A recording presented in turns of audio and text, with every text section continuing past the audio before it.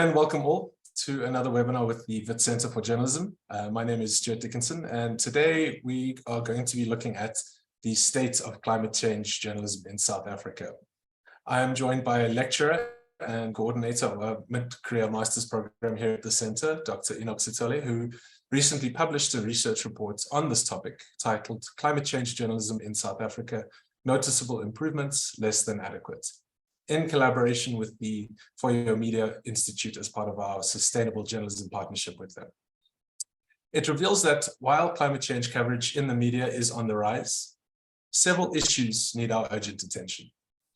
Unpacking Enoch's report with us today is Sipho Kings, who helps run The Continent, a weekly African newspaper that features extensive reporting on the climate crisis.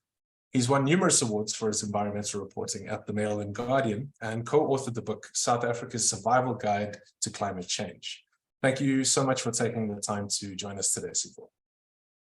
And so to kick things off, Enoch will take us through his report and the key findings and recommendations made. This will be followed by an interview and discussion with Sipho, and they will then field any questions from you, our audience. On that note, please be sure to put your questions into the Q&A throughout the webinar. Okay, Enoch. Thank you, Stuart. I will start by sharing my screen, or trying to do so that you can follow my discussion.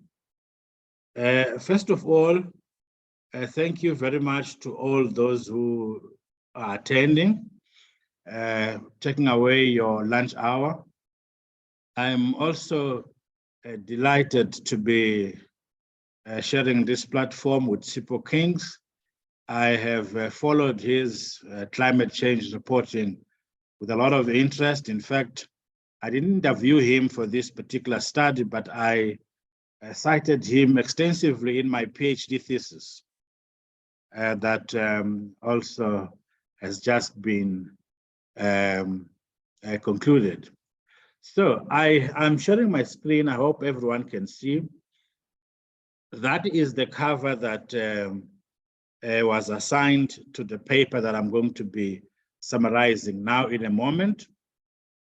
So the title of my paper is basically called Climate Change Journalism in South Africa, Noticeable Improvements, Less Than Adequate. It's a study of media coverage and communication of climate change in South Africa.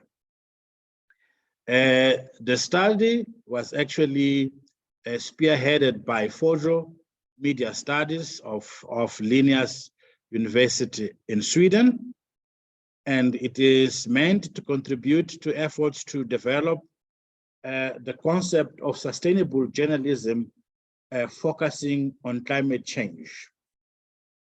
It was particularly meant to gather a knowledge on media reporting on the climate crisis, as well as the overall communication of the issue in South Africa.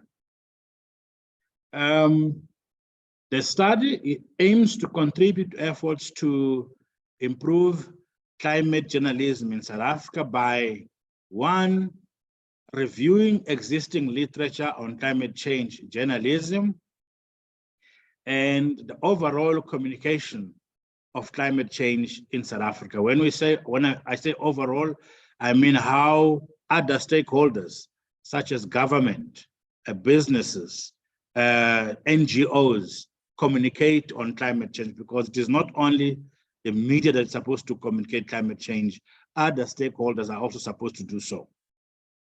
I also did a mapping of contemporary media coverage of climate change in South Africa. I examined how key stakeholders experience climate journalism. I also explored the thoughts of key stakeholders on what should be done to improve reporting of climate change in the media, and also examining how key stakeholders perceive overall climate change communication in the country. In other words, the stakeholders that we have, how do they think that climate change is communicated in South Africa, including the media, but also other stakeholders such as government, etc. The objectives are mainly to inform future actions to respond to the inadequate coverage and communication of the climate crisis. I did my study by reviewing literature of previous studies. I mean, there are many, but perhaps few in international standards. In our standards, perhaps we can say there are lots of studies looking at the issue of climate journalism and broad communication of climate change in South Africa. But by international standards, our research in that area is regarded as being very small. The idea in this part of the study was to establish the features of climate change and gather the views that scholars, previous scholars and stakeholders have said regarding climate change reporting in the country. I mean, if you pick up any paper from the early 2000s, which I did, you will find a common thread that there is a complaint or a finding that climate change communication or climate change journalism in South Africa are limited. The second part of the study entailed mapping of current, in other words, like now, what do we have now in terms of climate change coverage? Having looked at the previous writings, what do we have now? So to that effect, I looked at 11 publications that regularly or frequently cover climate change, looked at their stories, did a few qualitative and quantitative analysis. And thirdly, the research comprised the conducting of 42 semi-structured interviews.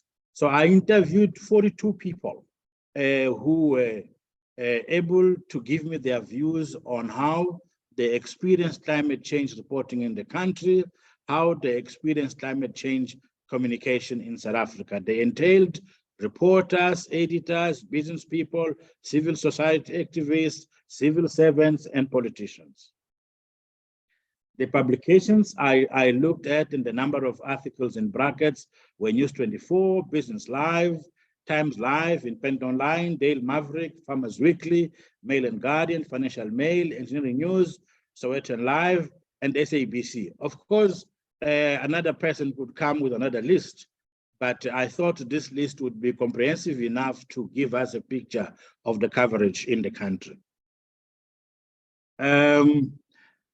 The key findings with regards to mapping, in other words, what is contained in the articles, it was that I found that reporting is dominated by events such as conferences, climate disasters, and the releasing of scientific reports.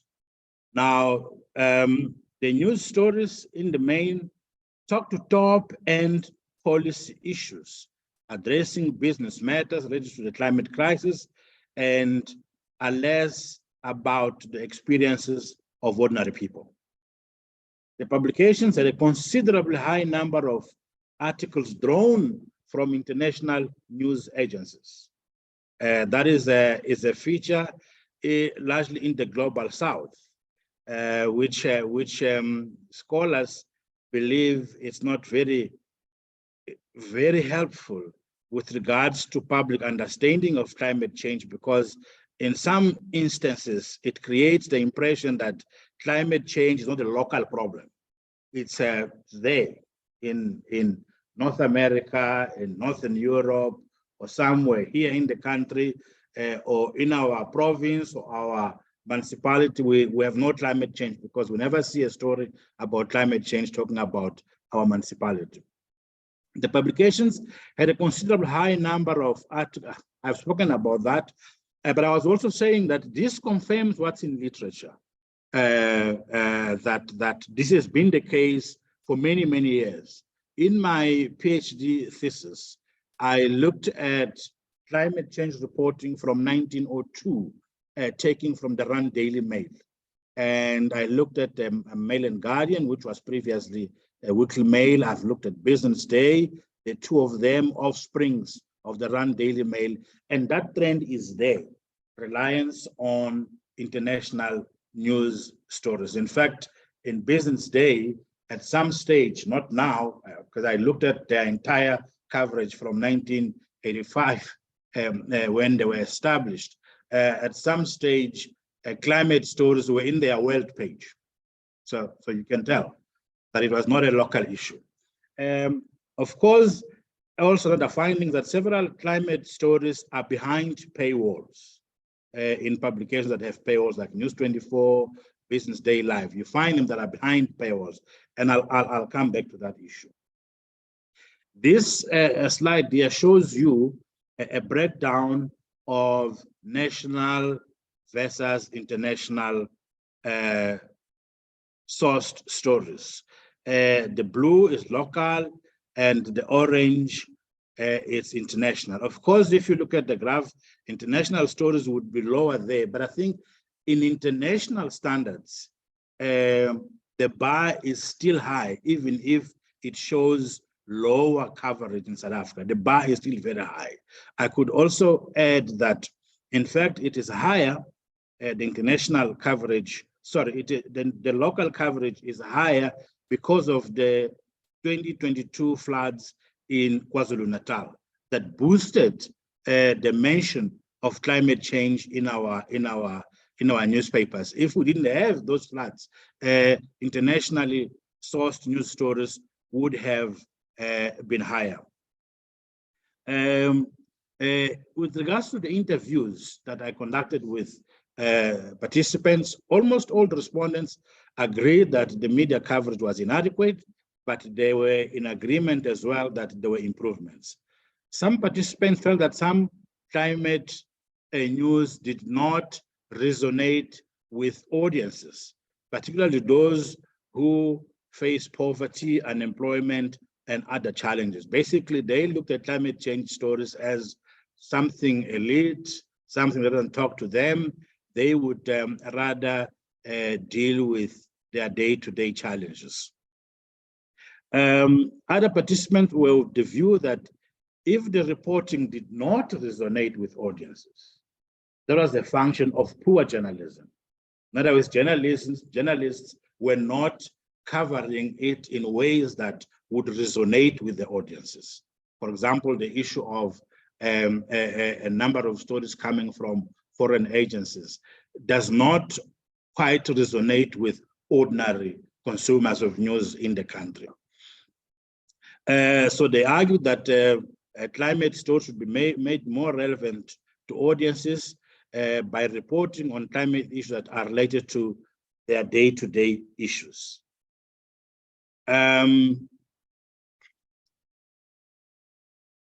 So here are some of my recommendations that came from the study, not my views. I suggested in the paper that a follow-up study be conducted to establish the reasons behind inadequate coverage, because there are anecdotal reasons there that are peddled. Some say lack of skills, others say the newsrooms don't have resources, others say the story, or that there are not enough stories about climate change in South Africa. So there's a lot. And I think as an academic, I would like to go deeper into that to see exactly what is it that is in the way of more and adequate coverage of climate change in the country. Such a study would actually enable, particularly us academics, to conceptualize programs to address some of the shortcomings and all other underlying issues. Of course, those in the media would also be able to use the findings of such a study to improve their own approach to covering climate change. I think there should be training in the country on climate journalism. We don't have, as far as I know. We have economics journalism, financial journalism, political journalism in many campuses in the country. We don't yet have, as far as I know, climate change journalism, and we should have, if we are going to approach the issue with more confidence. I also propose that an indaba or a workshop, call it whatever I would, involving all stakeholders in the issue of media coverage, could be editors, senior staff newsrooms, senior newsroom staff, climate change activists, policymakers, to basically look into this issue, because it is my contention that unless climate change is reported properly, is communicated properly in the country, our efforts to deal with climate change in the country are going to be retarded. We're not going to win. People don't know about climate change. By the way, one of the findings I made in my PhD study was that there was no term, or there were no terms for climate change and related terminology in African languages. So if I listen to SAFM, it will say climate change. If I listen to Ukhozi, I will be hearing weather change, but they purport to mean the same thing. So there's a lot of work that needs to be done to communicate climate change. Another recommendation I make is that a call should be made to the media houses to devote more resources to the coverage of climate change. Media houses be conscientized to focus their editorial on climate change and look more internally than picking stories from the international media. Also, as we said, it was found that a lot of news stories were actually online, in online publications. For example, I didn't do a detailed study, but most of the stories I looked at from the SABC were not covered in the radio and TV bulletins. They were only in their website. So that is, you can tell that there is an issue there. So what I'm saying is that most stories should be put in editions other than online platforms, and also the issue of paywalls. Of course, newspapers want to make money, it's fair, but I think if we're going to get this story to the masses, paywalls are not going to be helpful. A call should be made to government, scientists and businesses, civil society as well, to improve their climate change communication, because it's not adequate there as well. I mean, government communicates badly when it comes to climate change. And some people feel that if government communicated better on climate change, the media would follow suit. So the media would cover the things the government would be doing with regards to communicating climate change. Civil society organizations, they do a lot to fight climate change, but it's all about, like now they're preparing to go to Dubai, to the conference. Very little work takes place between civil society and communities with regards to communicating climate change. I think those are things that need to be improved. In conclusion, the study is an eye-opener. It confirms many issues that we know, we have heard about, we've read about. It would be useful if we're able to follow through the recommendations.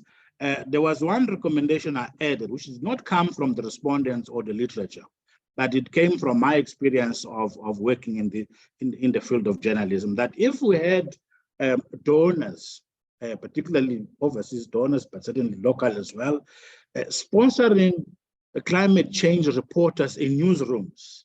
In my early days as a journalist, I reported on health, and it was sponsored by a foreign donor because they wanted to ensure that the health story is there in my publication, and my publication would say, we don't have resources to cover health.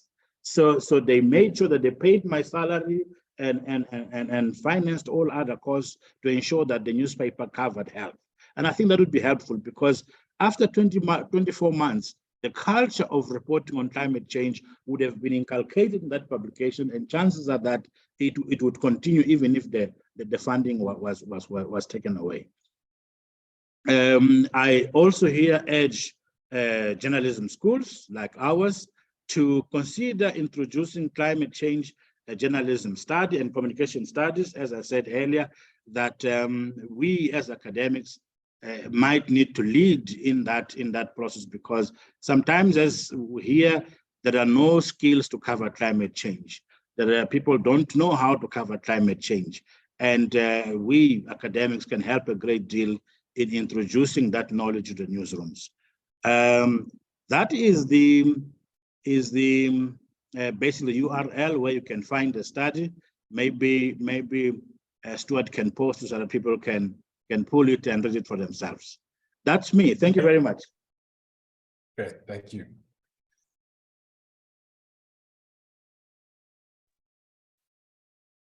Thank you, Enoch. Sipho. Yeah, thank you, Enoch. It was one of those things where when I first got the research, when you read it and you nod your head because someone else is saying the things that you're thinking and the things that you've experienced. And so I've been a climate journalist for over a decade, and all of these different elements that the research talks to kept popping up in my career.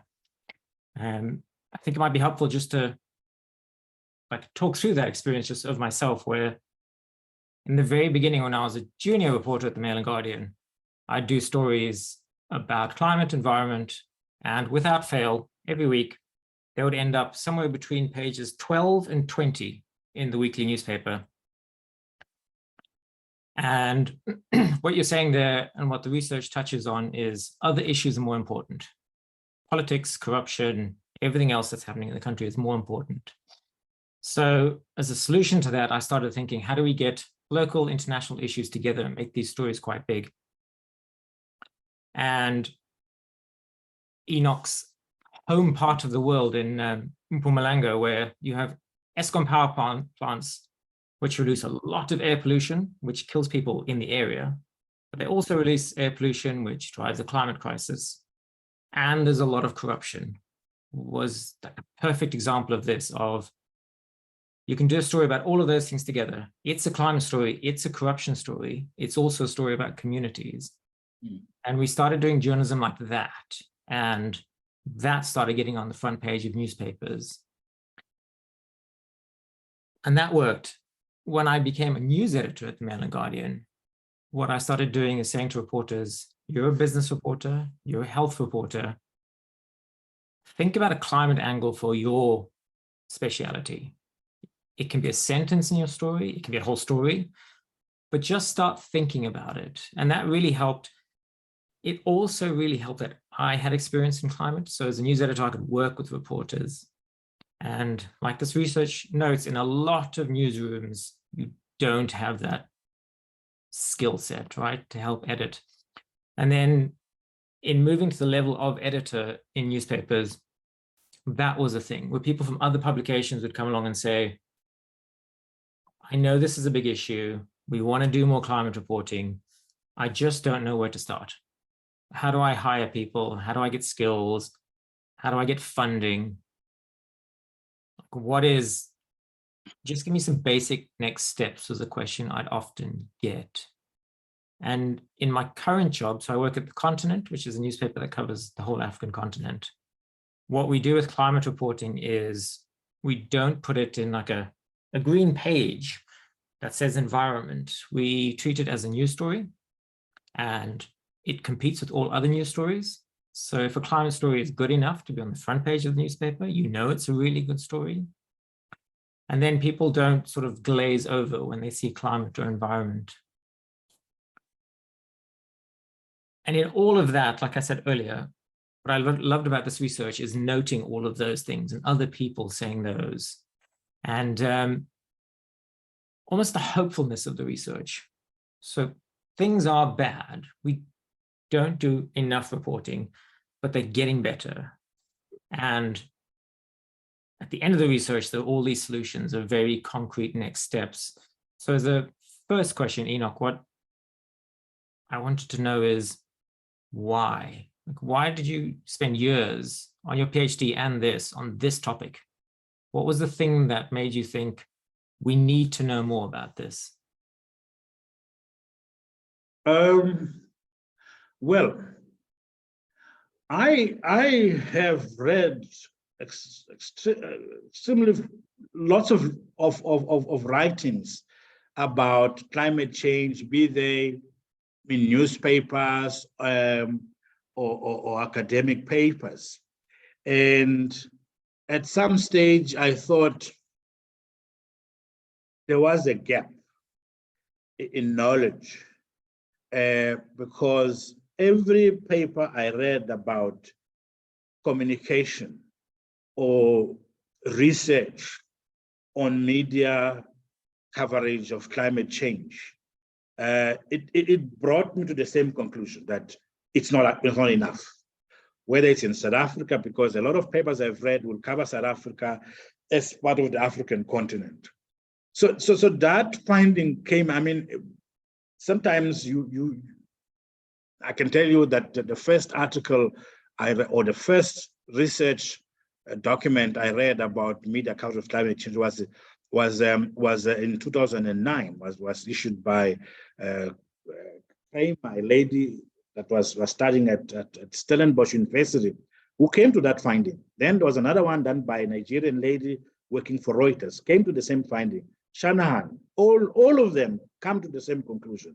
And I thought I needed to study this because there is a need, in my opinion, for communication of climate change to be made better if we are going to be able to do something about climate change. The reporting we get, for example, the one about the floods in KwaZulu-Natal, is after the fact. People have already died, property destroyed, and all that. But I guess, and some scholars believe so, if measures had been taken, if communities were aware of the dangers of climate change and had taken measures to adapt, in other words, to prevent disaster or to minimize disaster, we would not have had the kind of disaster we had emanating from the storm in KwaZulu-Natal. So really my view was that I needed to study this to close that knowledge gap because without people being aware about the dangers and what they can do to prevent the dangers of climate change, we are going to be in real trouble as a country and indeed as a global society. So in that, we talk about awareness. If you were to say what the job of a climate journalist is that the main thing, awareness, or what else would you add? It is awareness and education. But the most important thing is that awareness and education must lead to action. It must be enough to get people to stand up and do something, change behavior, help with mitigation, help with adaptation, where farmers would know that climate change is a reality and what are we going to do about it to ensure that we are not stuck, we're able to continue producing in spite of climate change. So it's awareness, but it's awareness that must lead to action, to a response. And I'm afraid in our country, we are not using awareness for response. We know, I'm talking about now at government level, everybody agrees we don't have skeptics as such in government of climate change, but we have what is called obstructionists. People who know what to do about climate change, but they don't want to do anything about it, which is very bad, in fact, dangerous. I think so. Your research has a whole mention of that, like climate change communications beyond journalism. And all of the problems that we have in, you had flooding in KZN last April. We have very clear problems with climate change, but the sense that in all of our research or Afrobarometer, any of these public surveys find that the public doesn't know about climate change. So there's clearly like an information problem or an education problem.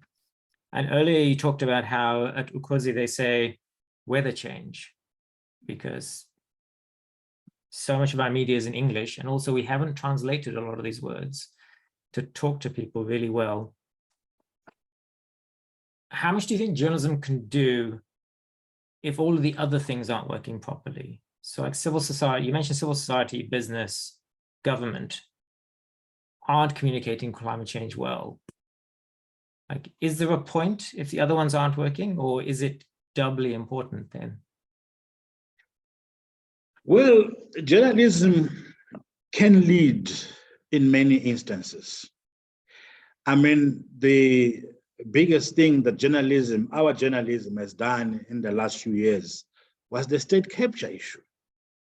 I mean, the reporting on the state capture was a journalism victory. And the whole country is now talking state capture. So journalism can take the lead there. In fact, if I may talk about it, I'm a bit disappointed that journalism has not taken the issue of what I now perceive as the end of the just transition more seriously as it has. You know, we from 2021, when government announced that they had money for the just transition, we lived in the hope that it will happen. It's actually dead. And the reporting in the media is really, he said, she said, we're not getting more into the issue. So I think journalism can lead in many instances, because not because people, society, generally speaking, would not know what to do, but I think journalists are teachers in many instances. They can do a lot to educate people, to get society to stand up to those in power on issues including climate change, so that they don't get away with murder, as it were. Journalism could do a lot. I mean, as I said, civil society is doing a lot, but they sort of talking to themselves and to the authorities. They're not talking to the masses at the bottom. And that's what my study found, that I mean, like trade unions, for example, are saying a lot about what shouldn't happen with regards to the just transition. But I'm not sure, and someone in the activism world agreed that membership is not aware of the issues. They are simply told if we go through the just transition, all the mines will close and you will lose your job. They're not very aware of all the implications of climate change, such as, you know, the issue that you mentioned earlier about the deaths that occur as a result of coal burning in Mpumalanga Highveld. I don't think ordinary people know about those things. So that information would be very important. I really believe in the power of journalism to raise that awareness, to get that debate going. In your research, so in the last decade and couple of decades, a lot of the climate journalism that's happened has been because of individual reporters, often freelancers, who really fight for that space. So, like, there's a question in the chat from Elise Tempelhoff, who is a great example of that. And it's not been driven by editors saying we need these stories. It's been like from the bottom motivating for this. In your research, do you get a sense of why there has been hesitation from the people who run publications to take it seriously? I actually didn't get that. And that is why I'm proposing that a study should be conducted to find the cause, because that is one of the issues that has been advanced. But for now, it's anecdotal. But it's true. Yesterday, not related to climate change, but to solutions journalism, I was talking to an academic in Nigeria who was saying that they were trying as a university to promote the concept of solutions journalism. And he said that, but it's blocked by editors because they don't understand it, or they think it doesn't sell, because we know our newspapers need money as well. So controversy and negative stories sell more than solutions-driven journalism, which is about you know, helping people with solutions to their problems. So I think editors may have a lot of challenges, and that is what I propose we should be looking at. It could be that they don't understand the issue. They also are under pressure to deliver stories that are going to draw large audiences and therefore draw advertising. It's one of those that I think we should go deeper into. And this is one of the great things about this research, like setting a base and saying what we don't know is so important, because then you can go and spend another few years of your life answering those questions and aging yourself that way. If from your conversations and all your experience, if you were an editor now, what would be like your next 3 or 4 steps to get climate reporting into your website or newspaper? The interesting conversation I had with Professor Anton Haber, which I summarized in the report, I like it, and it really forms my view on how climate change should be approached in the various newsrooms. He argues that the story of climate change happens in many spheres. It happens in economics, it happens in politics. Literally, you can take it even to sport. Remember during the World Cup in Doha, there were stories about climate change related to the World Cup. So I think that should be the approach that we should take. You said earlier that your story will be on page 12 somewhere. I mentioned earlier that Business Day, in the early days of their reporting on climate change, because their stories were taken from foreign news agencies, were in the world page. So I think the story of climate change needs to be brought into other stories. I think that is the first step. A climate change page is not going to be very helpful. And a climate change reporter, that is fine, because you help ensure that there is someone who's going to worry about climate change. But I think, broadly speaking, editors need to understand and ensure that the story of climate change is approached across all their beats. Let's say most, perhaps not all, most. Every reporter should be conscious of climate change when they cover stories on all other issues. Last year or so, I got my master's students to write features on the impacts of climate change. It's amazing the stories they come up with. I said, I'm not telling you what to do, but go and research and write for me a feature of 2,500 words on the impacts of climate change. One of them wrote a story about the impact of climate change on pregnant women. That's health, that's serious.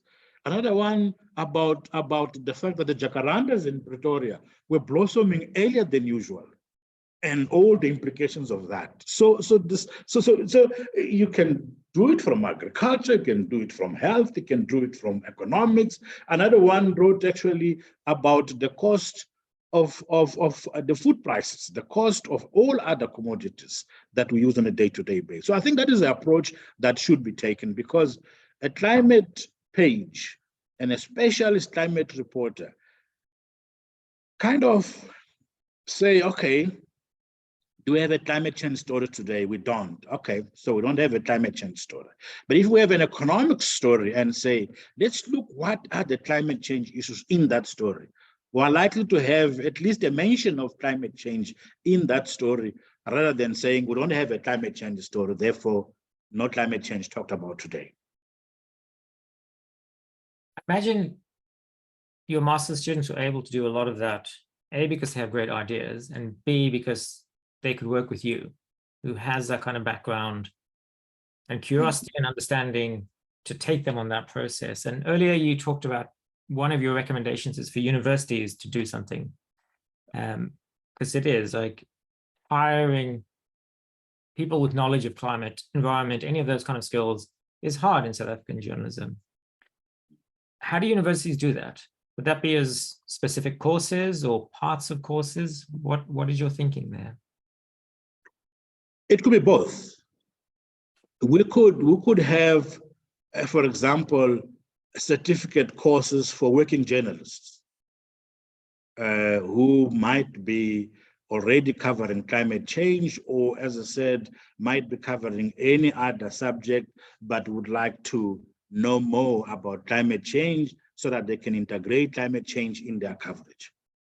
And then we can scale it up to degrees, we can scale up to research, master's and PhD research on the issue of climate change coverage. And I like to always talk about climate change journalism and communication, because communication makes it broader than just so you could have even civil society activists attending those courses to improve their own way of communicating climate change. We need to do it. If we don't, I mean, I can understand when people say we don't understand climate change. People are terrified about climate change. Talking about my students, my master students, before I gave the assignment, I gave a talk of nearly 2 hours about what climate change is and what is not, because it's important to know what it is and what is not before you go and do it. Some of them actually said, you know what, I'll do this for this assignment, but I'm not interested in this subject. It's too complicated for me. I don't know. So universities can and should play a leading role, as I said, through certificates, degrees, etc. But I think, as we have with economics, as we have with finance, as we have with all politics and other genres, I think we should also have tuition in climate change journalism and communication. Government communicators could benefit immensely from that. They are at a loss. I mean, I read lots of climate change literature. I read their media statements on climate change. You can tell they themselves don't understand what they're writing about, unfortunately. Yeah, and it is,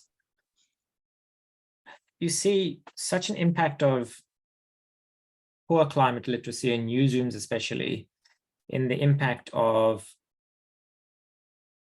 people being able to spin newsroom to publish stories that talk about climate hesitancy or that push the agenda of fossil fuel companies. And there's a question in the Q&A section where someone asked, how do you stop industry influencing newsrooms publishing, things that support the industry?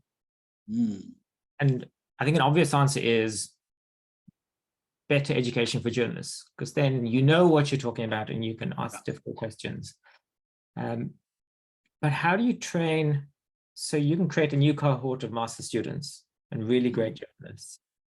How would you suggest training like mid-career editors, sub-editors, that part of the industry, which needs to check stories? Well, I think we start with my proposed Indaba workshop where we can talk about all the issues. But I think if interest developed in newsrooms to cover climate change, we should be able to come up with the sort of training, and it's more about raising awareness among editors and newsroom leadership in general about the importance of climate change reporting. Whether it would rise to the level of training, or we would simply be talking about raising awareness through ongoing workshops and discussions, I don't have the exact answers, but I think there is a need for a dialogue that will lead to newsrooms being more aware. I mean, I call on media houses. In fact, that says to me beyond newsrooms. So leadership of the owners of newspapers and media companies, as it were, for themselves to understand that climate change is a serious issue that needs to be integrated in their reporting.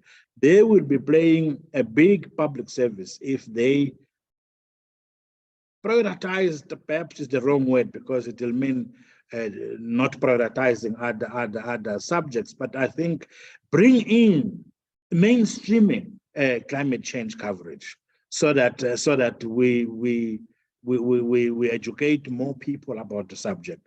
So whether it's training, whether we're talking about raising awareness through various ways, I wouldn't be precise, but I think something needs to be done to move us from where we are. And it is the thing of, even just dealing with the climate crisis, of things are getting better. But like you say, it's very slow. And the problem is much bigger than that. So that's where an Indaba or something would be a great idea, because then you inject that urgency on that. Like, who would host that kind of thing? Like, what body would that be? Universities or SANEF or what group?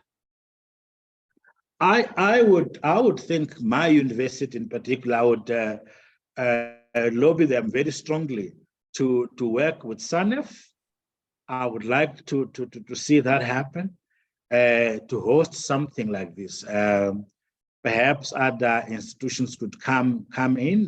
Last year, I was at Rhodes University talking about this, and the interest was massive, you know, from the head of School of Journalism at Rhodes. I'm sure they would be very keen to come here and help. Fojo, that actually funded this study, I'm sure they would be very keen in taking part. Yeah, that would be a question I would answer at the time, but I think Wits Centre of Journalism would be very keen to coordinate that kind of body that could host the event. Yeah, that'd be nice to see, because it does need a champion who sticks with it. Exactly. And because your research also mentions this thing where you get like fads, like people are interested in climate journalism, but then the war in Ukraine happens, or there were moments that change newsroom priorities, and having institutions just support it and do it for years and years and years is so important. See, in our Q&A, Anthea Garman from Rhodes supports your idea. So there's already a champion for that. That's interesting, because I was talking about her. I talked to them last year, and Professor Garman was there, and she was saying she needs to do something about that at Rhodes itself. So I'm glad. Good afternoon, Professor. As a last question from my side, are you hopeful that, like with an Indaba, things could get much better very quickly? Like, are we on that path? Do you get the sense from speaking to editors and reporters that people want to do this and fix this problem? Quickly, I don't know, but it would be a good start. It really would be a good start. For example, as I said, one of my findings was that people believed, now my respondents believe, that if government communicated more about climate change, it would encourage media coverage, because journalists would cover those events that government would be undertaking in communicating climate change. So if that workshop, Indaba, whatever we can call it, would have the effect of encouraging more communication from government, it would result in more media coverage. It would result in a debate about climate issues that would end up in the media, would end up in every other communication. So quickly, I wouldn't say, but the debate would start, the discussion would start. For example, this very issue of, we don't know empirically why the coverage is not as good as it should be. It's something that we would know from that kind of a discussion. For example, then let this out. One of my honor students did some study about three years ago, and he said he interviewed one editor who simply said, we don't have the resources to cover climate change. Now that for me is lack of knowledge. You don't need any extra resources to cover climate change. You, as I said earlier, your economics reporter can do more about climate change, covering climate change than we currently see. But when you find an editor who says, we don't have resources to cover climate change, there you know there is an element of not knowing what we're talking about. So I think that discussion would really be a good beginning. Whether we would get there quickly, I wouldn't be sure, but it will be a good beginning. There's a quote from, actually, I think it's from the US president, where he says, show me your budget and you'll show me your priorities. And you see that so often with newsrooms where they say, we care about the climate change thing, we care about the environment, but yes, I'm not hiring anyone. You're like, I'll hire other reporters. And that's a good indicator of what newsrooms really think. But to be hopeful at the end of this, there are newsrooms building environment sections and have climate reporters and climate editors. Whereas when I was reporting in, I think in 2013 or 2014, almost everyone had been retrenched, all climate reporters. Like, there was nobody left, and stories were all being done by freelancers who were fighting for that space in print media. And so we have come a long way, and we're no longer running climate denial and columnists who disagree with reality. So it feels like we're in a better place. If that's to end on a hopeful note.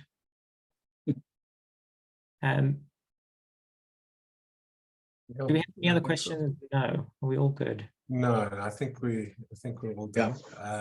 But thank you everyone for engaging with us on this very important topic. And yes, we are definitely excited to keep the momentum going. So yes, watch the space. We'll see what we can arrange going forward. The report link is in the webinar chat for those interested, and it will be available online with the full recording of this webinar soon. So gentlemen, thank you very much for your time today. I think it's been a very, very interesting and engaging webinar, and we look forward to the next one. Thank you very much. All right, good afternoon. Okay. Cheers. Bye.